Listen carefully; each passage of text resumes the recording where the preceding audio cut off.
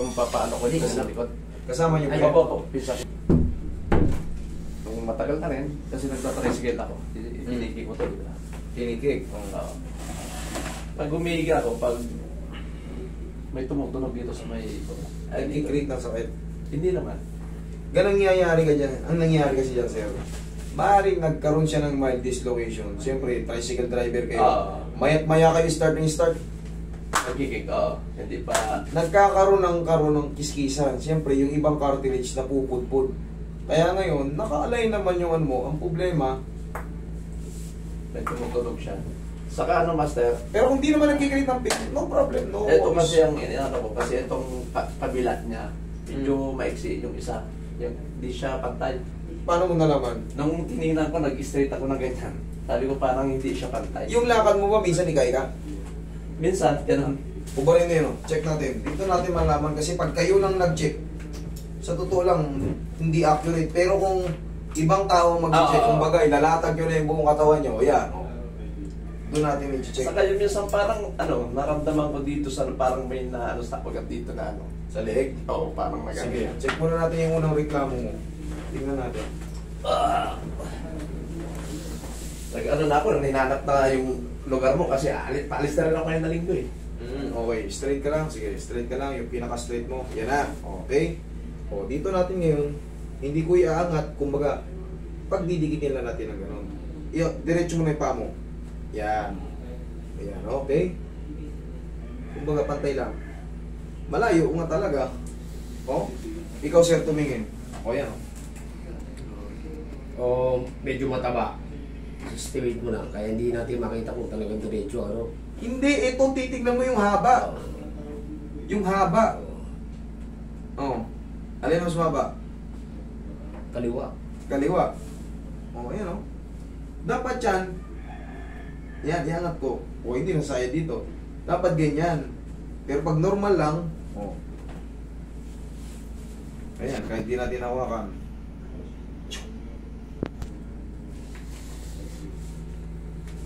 One inch mahigit. Positive. 1 inch mahigit. Saka yung ano ko yan, master, sa sinusuot ko yung tsinelas. Doon ko yung nakikita na ano. Ito kasi bago pa eh. Iba yung push-push ka Yung pudpud. Oo. Maalala mo, pag imbalance yung lakad mo, Kaya dito nga. sa kabila, pudpud na Kaya pudpud. Yung kanan, makapal doon ko pa. na ano, oo. Yan, doon pala, maobserbahan mo yung pala eh. Ibig sabihin talagang meron problem. Kasi kung wala naman talagang ganun, wala ka napapansin ganun, eh wala. Kaya sabi ko nung nakita ka dati yung nasa Saudi ako. Nandoon ka pa rin nung mga panahon na yan eh. Saan ka ba sa Saudi? Sa sa Katip ako, malapit sa Damam. Al-Katip. Oo, Al-Katip. Ilang taon ka doon, master? 8. Mahigit. Ako nag-for-good ng 2022. 8 taon din ako doon sa O pares tayo. Tapos, tumawag ulit yung amo ko, pinabalik ako. Sabi ko, sige, walang problema. Konti pa. Honestly speaking, konti pa. Okay.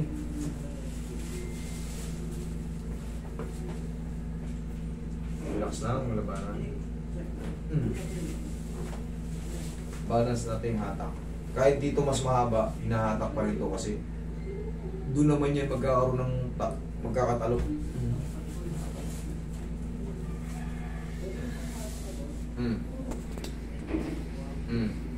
Ayan o. Balik na. Ayan, sir, tingnan mo. Kahit silipin mo yan. Dito pa lang, nagpantay na eh. Oo. Kahit sa ilalim. Oo. Kahit di natin hawakan. Kasi nung nung humiga ako, sinubukan kong Pantay na. Sabi ko, hindi siya pantay. Okay, sir. Upo ka. Dito naman tayo sa leg mo. Para siyang may naiipit na ugat yan. Ito. Minsan, oo. Lingon ka pa ganun. Kabila. Banayad naman. Kumbaga siguro baka sa pagtulog lang natin. Kasi pag lingon mo dyan o pag lingon mo sa kaliwa, maaaring mo sabihin kagad sa akin eh. Ayan o, master o. Pag ano, ayan o, umiipit o. O dito wala. Kadalasan, magre-react kayo kagad pag pinaganon ko kayo. Pero yung sa'yo, hindi yan severe. Ayun ang ibig sabihin. Kumbaga, meron, relax na. Maaaring lang yan. Konting pectus lang yan. Atakin ko lang yan, tapos na yan.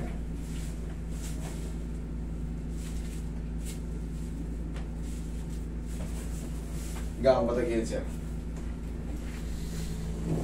Sa balakang mo, di ba, mayroong ano rin? Oo. Parang Parang may tumutulong po dyan, no?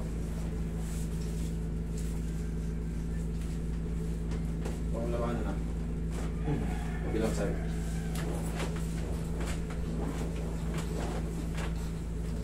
Ngayon, nagta-tricycle ka ngayon. Hindi sir. Aalis ka pa ngayon. Oo, inaantay ko na ngayon yung ano, permanent kontrata. Balik ka Saudi o ano? Balik ako sa dating ako. Sa totoo lang, mas kung malakas pa tayo, sa Kaya abroad nga, talaga, sayang eh. Dito, magkano kitain natin? 500, 600? Pag naparihan na. Alat na. Parang 10 piso na. Hindi ka tulad ng mga 1990s.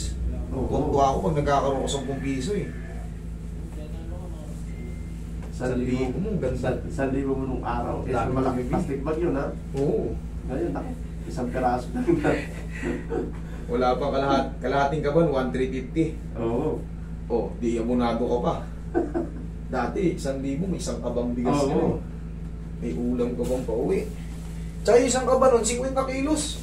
Oo. Eh ngayon, 25 kilos na lang eh. 1,350 na yun. Sige. 2,500 isang ano, isang 2,300 bigay sa akin isang kapan. Oo, yung Hindi 50. siya, oo.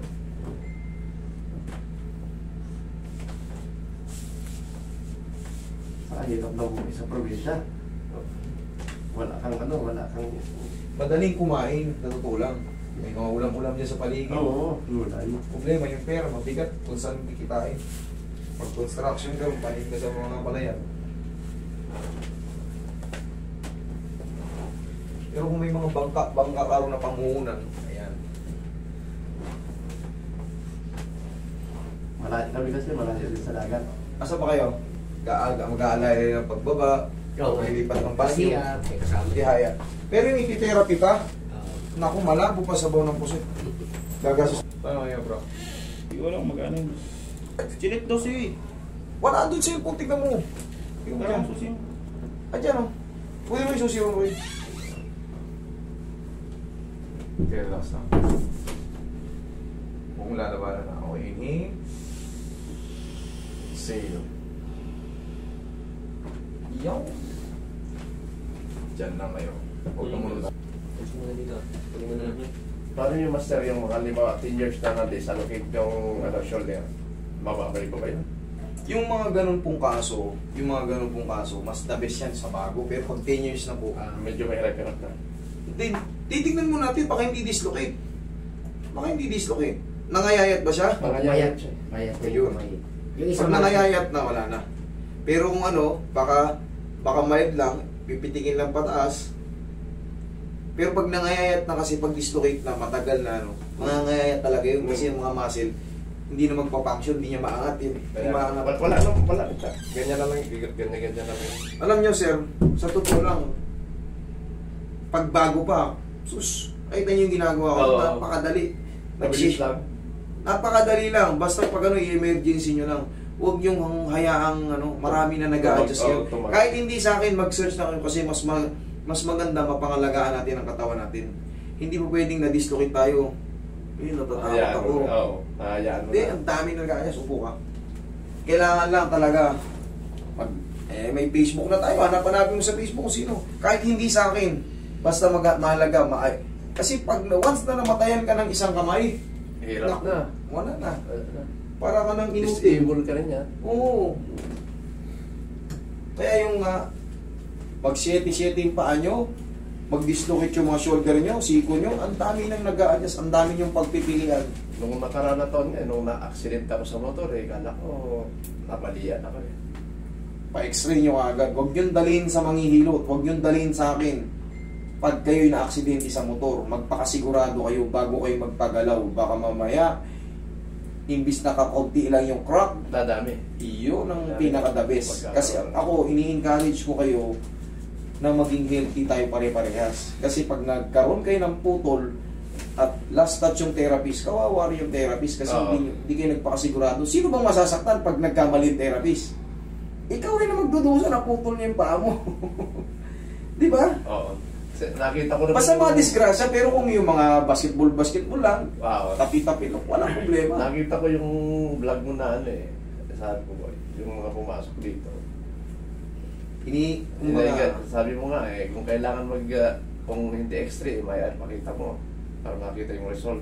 Yun talaga, pinaka-the best yun. Oo. Para sa inyong kapakanan din yun.